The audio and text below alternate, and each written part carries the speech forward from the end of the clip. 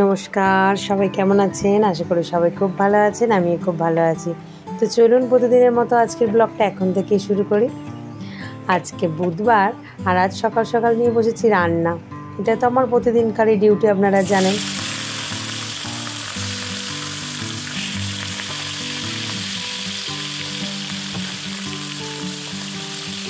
আজ একটু মাছের ঝাল আর থোড়ের চচ্চড়ি রান্না করব।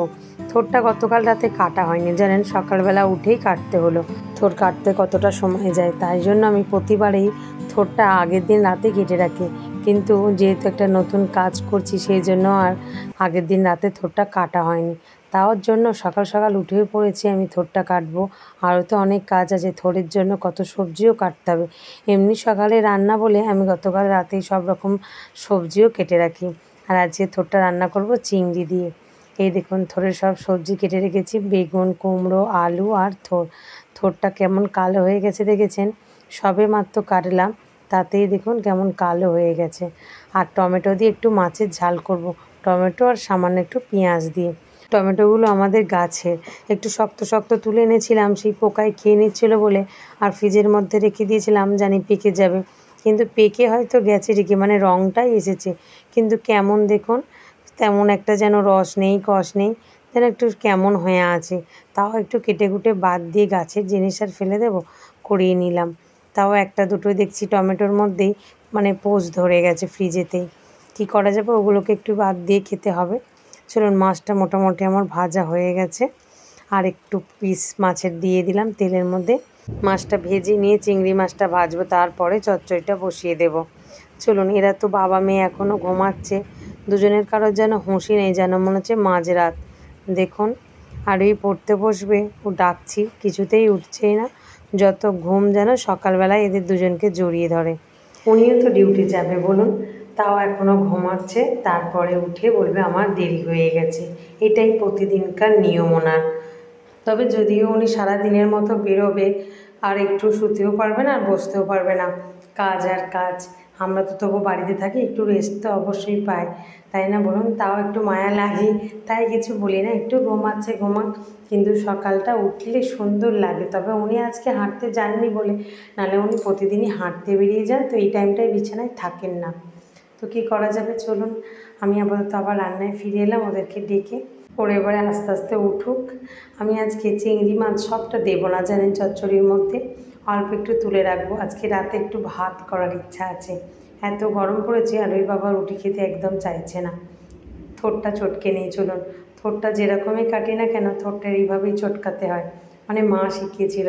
আরও নরম হয়ে যাবে এবং আরও ছোট ছোট হয়ে টুকরো হয়ে ভেঙে যাবে। তবে এই থোড়ের জলটা নাকি খাওয়া খুবই উপকার, তবে আমরা কখনো খাইনি। হালকা একটু নুনও দিয়ে দিয়েছিলাম। এর আগে না আমি অনেকবার থোড় রান্না করতে গিয়ে ঠকে গেছি।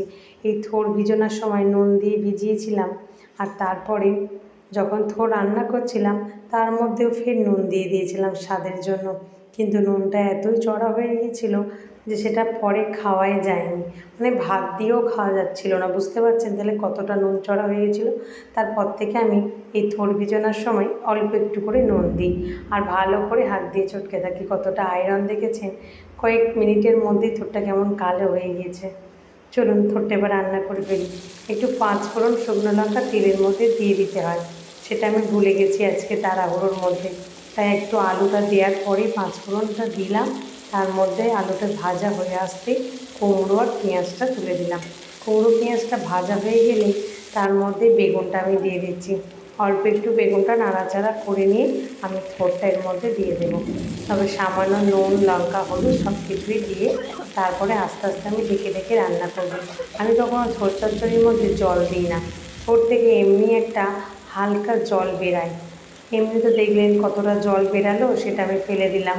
আর এখনও কড়ার মধ্যে যেহেতু সবজি দিয়েই রান্না হয়, সবজির তো একটা নিজস্ব জল থাকে, আর তারপরে থোড়টারও একটু হালকা জল আসে, তো সেই জল দিয়ে এই থোড়টা আপনা আপনি সিদ্ধ হয়ে যাবে। ওই জন্য আমি কখনোই থোড়ে জল দিই না। তবে উনানে রান্না করতে গেলে কিন্তু একটু জল দিতেই হয়, কারণ উনানের জাল কম বেশির ব্যাপার থাকে, তো সেই জন্য। যেহেতু গ্যাসে একদম ধিমি আঁচে হচ্ছে, তাই আমি জল দিইনি। এই দেখুন একটু চিনি দিয়ে দিলাম, ব্যাস একদম থোড় রান্না আমার কমপ্লিট। ব্যাস এবার থোড়টা আমি নামিয়ে নিয়ে মাছের ঝালের পেঁয়াজটা আমি কড়াইয়ে দেবো। ওদিকে আরোহীর বাবা উঠে পড়েছে, উনি আবার ফোনটা নিয়ে বেরাবে। জানেন, আমার ফোনটা প্রতিদিন যে ভিডিওগুলো ছাড়া হয় সেই ভিডিওগুলো আমাদের বাড়ি থেকে ছাড়া যায় না, কারণ আমাদের বাড়িতে একদমই নেট চলে না, মানে ধরে ঠিকই খুবই কম, মানে খুবই স্লো আর কি। তাই জন্য উনি এই পাশেই একটু যায়, সেখানে কাছাকাছি একটা টাওয়ার বসানো আছে, সেই টাওয়ারের কাছাকাছি গেলে তবু একটু ফোনটা একটু নেটটা ভালোভাবে পাওয়া যায় এবং ফোনের ভিডিওগুলো পোস্ট করা যায়। আবার ইউটিউবেও তো ডাউনলোড করতে দিতে হবে, তাই না বলুন, কতটা সময় যায়। তাই উনি একটু ওই দিকেই যাবে ওইগুলো কাজগুলো সারতে, তারপরে এসে উনি খাওয়া দাওয়া করবেন, তারপর ডিউটি বেরাবে। সত্যি কথা বলতে কি, সংসারে অনেকই কাজ থাকে, ওইগুলো কিন্তু একটা বড় কাজ জানেন আমাদের সংসারে অন্তত। কারণ আমি তো এদিকে রান্নায় ব্যস্ত হয়ে যাই, এরপরে আমি বাসন মাজবো, ওনার জন্য টিফিন গোছাবো, সেজন্য আমার হয়ে ওঠে না। আর এইগুলো ছাড়ার একটা সময় থাকে, প্রতিদিন একটা নির্দিষ্ট টাইমে ফটো ছবি সব কিছুই ভিডিও পোস্ট করতে হয়।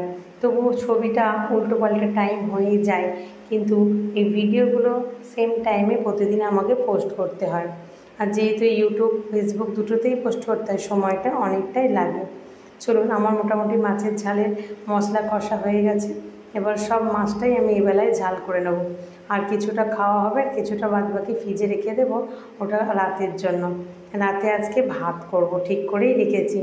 অতিরিক্ত গরম পড়েছে বললাম না, বৃষ্টির দেখা তো রোজই আসছে আর রোজই চলে যাচ্ছে, 2-4 ফোঁটা করে দিচ্ছে আর ফিরে যাচ্ছে। দেখা যাক আজকে কি হয়। মাছটা সবটাই দিয়ে দেবো। আর মাছটা না খুব সুন্দর জানেন, এটা জ্যান্ত পোনা মাছ ছিল। ভেবেছিলাম এই মাছটা দিয়ে একটু মাছের টক বানাবো, তবে বাড়িতে সেরকম একটা আমসি ছিল না বলে টকটা আর বানালাম না। তবে মায়ের হাতের টকটাই সুন্দর খেতে হয়। এই দেখুন, এদিকে একটা ছাতারে পাখি বসেছে, ঠক ঠক করছে জ্বালানায়। এটা যেহেতু ডে নাইট কাজ, সেই জন্য ওর মুখটা দেখছে আর ঠোঁট দিয়ে ঠুকছে, ভাবছে হয়তো অপোজিটে কেউ আছে।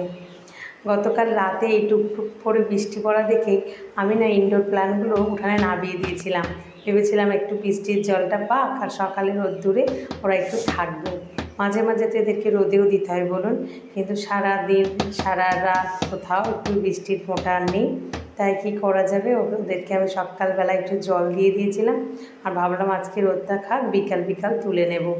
চলুন এবার আরোই বাবার জন্য টিফিনটা আমি গুছিয়ে দিই, কারণ ওনার আবার সময় হয়ে এসেছে। আবার এদিকে টিফিন করবে, তারপরে তো বেরাবে। আমি টিফিনটা গুছিয়ে নিলে তারপর ওদিকে ওনাকে খেতে দিতে চলে যেতে হবে আবার। তবে একসাথে সবাই খেয়ে নেবো, আজকে একটু হালকা খাবারই খাওয়া হবে, সকালে মুড়ি, আর এটাই সবার আমাদের ফেভারিট। তো ফ্রেন্ডস, আজকের ভিডিওটা তাহলে এখানেই শেষ করছি। আগামীকাল একটি নতুন ব্লগে আপনাদের সাথে আমার আবারও দেখা হবে। সবাই সুস্থ থাকবেন, ভালো থাকবেন, সবাইকে ভালো রাখবেন। আর ব্লগটা কেমন লাগলো অবশ্যই কমেন্টে জানাবেন। আর যদি ভালো লেগে থাকে তাহলে অবশ্যই একটা লাইক আর সাবস্ক্রাইব করে যাবেন। চলুন, টাটা।